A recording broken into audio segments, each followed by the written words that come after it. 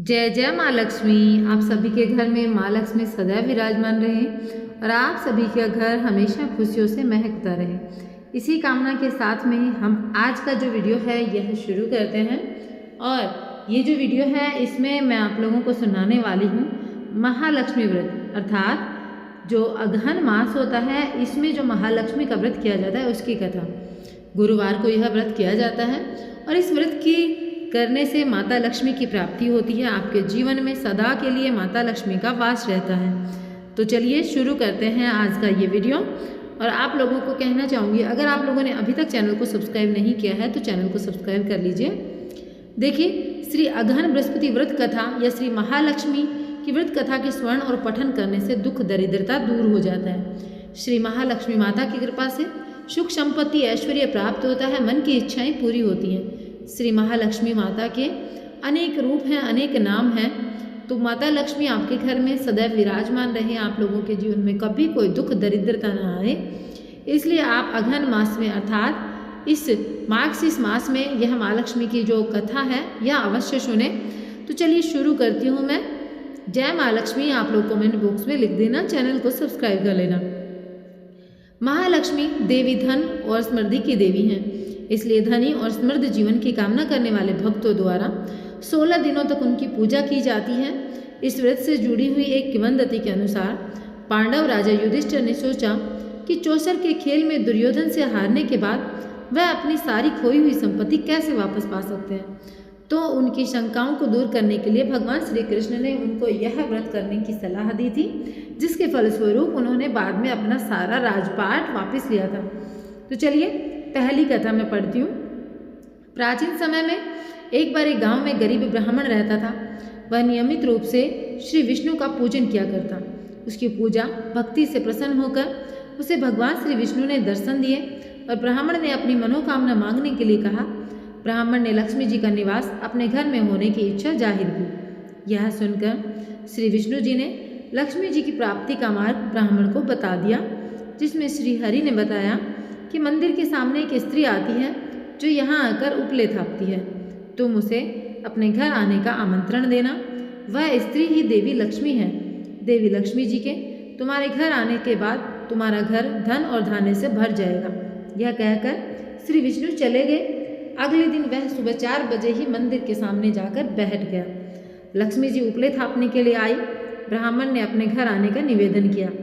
ब्राह्मण की बात सुनकर लक्ष्मी जी समझ गई कि यह सब विष्णु जी के कहने से हुआ है। लक्ष्मी जी ने ब्राह्मण से कहा, तुम महालक्ष्मी व्रत करो। 16 दिन तक व्रत करने और 16वें दिन रात्रि को चंद्रमा की आरती देने से तुम्हारा मनोरथ पूर्ण होगा। ब्राह्मण ने देवी के कहे अनुसार व्रत और पूजन किया और देवी को उत्तर दिशा की ओर मुँह करके पुकारा। लक्ष्मी जी ने अपना वचन पूरा किया। उस दिन से यह व्रत इस दिन विधि विधान से करने से व्यक्ति की मनोकामना पूरी होती है और यह व्रत उसी दिन से किया जाने लगा। दूसरी कथा। एक बार महालक्ष्मी का त्योहार आया। हस्तिनापुर में गांधारी ने नगर की सभी स्त्रियों को पूजा का निमंत्रण दिया, परंतु कुंती से नहीं कहा। गांधारी के 100 पुत्रों ने एक बहुत सी मिट्टी लाकर एक हाथी बनाया, उसे खूब सजाकर महल के बीचों बीच स्थापित किया। सभी स्त्रियां पूजा के थाल ले लेकर गांधारी के महल में जाने लगी। इस पर कुंती बड़ी उदास हो गई। जब पांडवों ने कारण पूछा तो उन्होंने बताया, मैं किसकी पूजा करूं? अर्जुन ने कहा, माँ तुम पूजा की तैयारी करो, मैं जीवित हाथी लाता हूँ। अर्जुन इंद्र के यहाँ गए और अपनी माता के पूजन हेतु वह ऐरावत हाथी को ले आए। माता ने सप्रेम पूजन किया। सभी ने सुना कि कुंती के यहाँ तो स्वयं इंद्र का ऐरावत हाथी आया है, तो सभी उनके महल की ओर दौड़ पड़े और सभी ने वहाँ पर पूजन किया। इस व्रत पर 16 बोल की कहानी 16 बार कही जाती है और चावल और गेहूँ अर्पित किए जाते हैं। तो आप लोगों को ये 2 कहानियाँ मैंने सुना दी हैं, लेकिन आप लोगों को एक कहानी और है जो कि बहुत ज़्यादा ज़रूरी है सुनना। वह भी मैं सुनाने वाली हूँ, पूर्ण श्रद्धा भाव के साथ में सुनिएगा। देखिए, भारतवर्ष के सौराष्ट्र देश में द्वापर युग की यह कहानी है। सौराष्ट्र में उस समय भद्रश्रवा नाम के राजा थे। बड़े पराक्रमी राजा थे। 4 वेद 6 शास्त्र 18 पुराणों का उन्हें ज्ञान था। उनकी रानी का नाम सूरज चंद्रिका था। रानी दिखने में सुंदर और सुलक्षणा थी तथा पतिव्रता थी। उन दोनों को 7 पुत्र तथा उसके बाद एक कन्या का वरदान मिला था। कन्या का नाम श्यामबाला था। एक बार महालक्ष्मी जी के मन में आया कि उस राजा के राजप्रसाद में रहे। इससे राजा को दुगुनी धन दौलत की प्राप्ति होगी और वह इस धन दौलत से अपनी प्रजा को और सुख दे पाएगा। गरीब के घर अगर रहे और उसे धन दौलत प्राप्त हो तो वह स्वार्थ की ओर केवल अपने ऊपर ही खर्च करेगा। यह सोचकर श्री महालक्ष्मी जी ने बूढ़ी ब्राह्मण स्त्री का रूप धारण किया। हाथ में लाठी लिए लाठी के सहारे रानी के द्वार पर पहुंची। यद्यपि उन्होंने बूढ़ी औरत का रूप धारण किया था, पर उनके चेहरे पर देवी का तेज था। उन्हें देखते ही एक दासी सामने आई। उसने इनका नाम धाम काम धर्म पूछ डाला। वृद्ध ब्राह्मणी का रूप धरे माता लक्ष्मी ने कहा, बालिके, मेरा नाम कमला है, मेरे पति का नाम भुवनेश है, हम द्वारिका में रहते हैं। तुम्हारी रानी पिछले जन्म में एक वैश्य की पत्नी थी। वह वैश्य गरीब था। दरिद्रता के कारण हर रोज घर में झगड़े होते थे तथा उसका पति रोज उसे मारता था। इन बातों से तंग आकर वह घर छोड़कर चली गई और जंगल में खाली पेट भटकने लगी। उसकी इस दुर्दशा पर मुझे दया आई।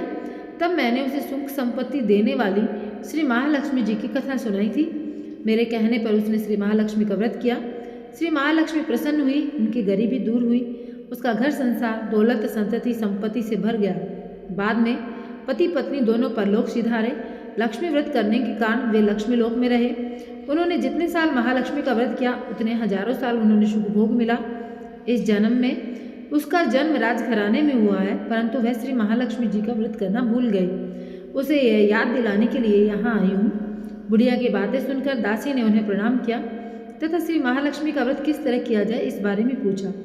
बुढ़िया रूप धारण किए हुए श्री महालक्ष्मी माता ने दासी जी को पूजा की विधि और महिमा बताई। जिसके बाद वह दासी माता को प्रणाम कर रानी को बताने महल के अंदर चली गई। राजवैभव में रहते हुए रानी को अपने ऐश्वर्य का बहुत घमंड था। संपत्ति तथा अधिकार की वजह से वह उन्मत्त हो गई थी। दासी द्वारा बताई गई बुढ़िया की बातें सुनकर वह आग बबूला होकर राजद्वार पर आकर बुढ़िया रूपी श्री महालक्ष्मी पर बरस पड़ी। उसे यह मालूम नहीं था कि श्री महालक्ष्मी माता रूपी बुढ़िया बनकर आई हैं, परंतु रानी का इस कदर रूखा बर्ताव, अपना अनादर देखकर माता ने वहां ठहरना उचित न समझा। वे वहां से चल पड़ी। राह में उन्हें राजकुमारी श्यामबाला मिली। उन्होंने श्यामबाला को सारी बात बताई। श्यामबाला ने अपनी ओर से श्री महालक्ष्मी माता से क्षमा मांगी। माता को उस पर दया आई। उन्होंने श्यामबाला को श्री महालक्ष्मी व्रत के बारे में बताया। उस दिन अगहन अर्थात मार्गशीर्ष मास का पहला गुरुवार था। श्यामबाला ने परम श्रद्धा के साथ में श्री महालक्ष्मी का व्रत रखा। फलस्वरूप राजा सिद्धेश्वर के सुपुत्र मालाधर से उसका विवाह हुआ।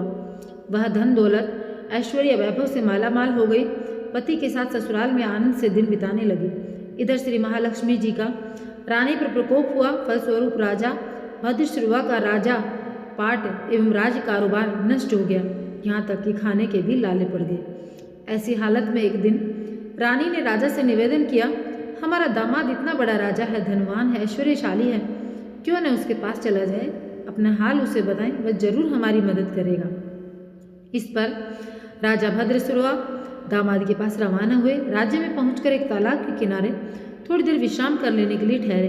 तालाब में पानी लेने आते जाते दासियों ने उन्हें देखा। उन्होंने विनम्रता से उनकी पूछताछ की। जब उन्हें मालूम हुआ कि वे रानी श्यामबाला के पिता हैं, तो दौड़ते हुए जाकर उन्होंने रानी को सारी बातें बताई। रानी ने दासी के हाथ राज परिधान भेजकर बड़े ठाठ बाट से उनका स्वागत तथा आदर सत्कार किया, खान पान करवाया। जब वे लौटने लगे तो सोने की मोहरों से भरा घड़ा दिया। राजा भद्रश्रुवा जब वापस लौटे तो उन्हें देखकर रानी सूरज चंद्रिका खुश हुई। उन्होंने सोने की मोहरों से भरे घड़े का मुंह खोल दिया। पर हाय भगवान, घड़े में धन के बदले कोयले मिले। यह सब श्री महालक्ष्मी जी के प्रकोप से हुआ। इस तरह दुर्दशा में और कई दिन बीत गए। इस बार रानी स्वयं अपनी कन्या के पास आई। वह दिन अगहन मास का अंतिम गुरुवार था। श्यामबाला ने श्री महालक्ष्मी का व्रत किया, पूजा की, अपनी माता से भी व्रत करवाया। इसके बाद रानी अपने घर आई। श्री महालक्ष्मी का व्रत करने पर उसे फिर से अपना राजपाट, धन, दौलत, ऐश्वर्य प्राप्त हुआ। वह फिर से सुख शांति आनंद में जीवन बिताने लगी। कुछ दिनों बाद राजकन्या श्यामबाला अपने पिता के घर आई। उसे अपने घर देखकर सूरज चंद्रिका को पुरानी बातें याद आ गई। यह कि श्यामबाला ने अपने पिता को घड़ा भर कोयला दिया था, उसे कुछ भी नहीं दिया था। इसी कारण श्यामबाला को पिता के घर आने पर उसका कोई आदर आतिथ्य नहीं हुआ, बल्कि अनादर हुआ। पर उसने इस बात का बुरा नहीं माना। अपने घर लौटते समय उसने पिता के घर से थोड़ा नमक ले लिया। अपने घर लौटने पर उसके पति ने पूछा, अपने मायके से क्या लाई हो?